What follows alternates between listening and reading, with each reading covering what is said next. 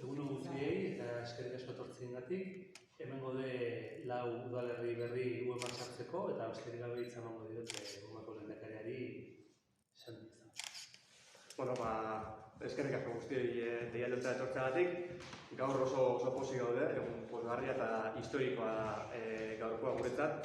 Izan ere, lau udalerri berrik adierazi dute UEMan kide izateko gogoa.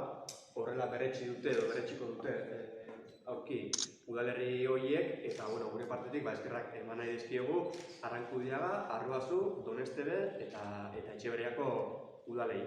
Udal hauek askotarikoak dira, batzuk nafarrak, beste bizkaitarrak, alderdi politiko ezberdinek gobernatutakoak, eta horrek erakusten digu gaur egun UEMak duen sendotasuna eta elkarlanean lan egiteko gaitasuna. Eta aurrera begira ere, asmo horrekin jarraitzea da gure apustua, elkarlanean.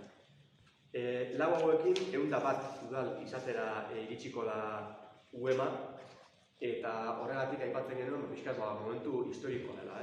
Adierazten baitu UEMak duen zabaltasuna eta lurgune euskaldun guzti horren zabaltasuna. 101 udal horiek ofizialki sartuko dira UEMan martxoaren 25ean Azpeitin egingo dugun batzar nagusian, 11etan izango da hori, eta ondoren izango da ekitaldi instituzional publikoa.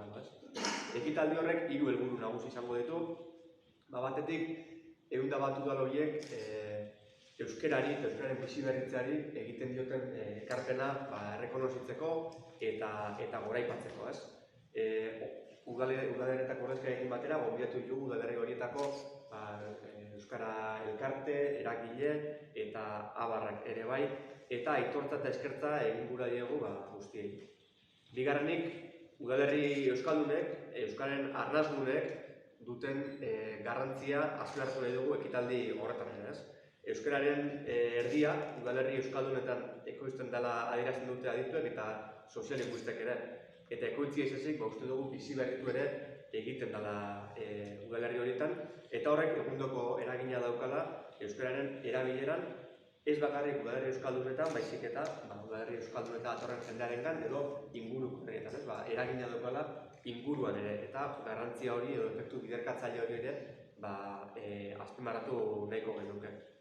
Eta azkenik, esan nahiko genuke, jakitun garela UEMako kide diren herriak ere, tipologia aldatzen ari dela, jakitun garela UEMako herri guztiak gaur egun ez direla arnasgune, ditugula udalerri euskaldunak ere, udalerri euskaldunen tipologia hori ere aldatu dela, ditugula herriak euskararen ezagutza eta erabileran artean arrakala nabarmena daukatenak, eta poliki-poliki politika linguistiko edo hizkuntz politika ausartekin horiei arrakala horri buelta eman edo arrakala hori leuntzen joatea dela gure asmoa. Eta hori izango da ekitaldi hortan nabarmenduko dugu beste puntuetako bat.